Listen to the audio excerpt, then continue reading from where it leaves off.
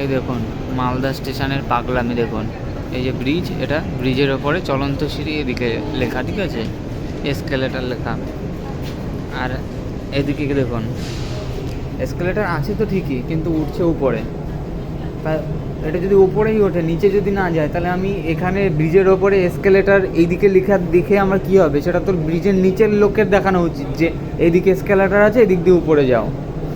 এটা তো ব্রিজের নিচের লোকের দেখানো উচিত। ব্রিজের ওপরের লোক এই এটা দেখে কি করবে? এসকেলেটার দেখে এটা তো উনি তো এসকেলেটার দিয়ে নিচে যেতে পারবে না।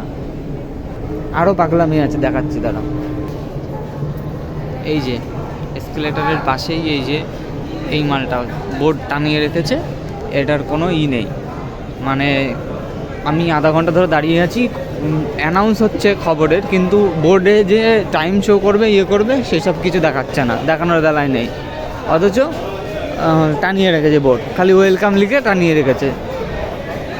এটা তো তাও নয় মানা গেল। এটা দেখুন, দেখতে পাচ্ছেন কিনা জানি না, লিফট লেখা দেখুন, লিফট লিখে ডান দিকে শো করা, ঠিক আছে, যে ডিসেবলড মানে যারা হ্যান্ডিক্যাপ লোকজন আছে তাদের জন্য লিফট আছে, ঠিক আছে, ভালো কথা, খুব ভালো কথা।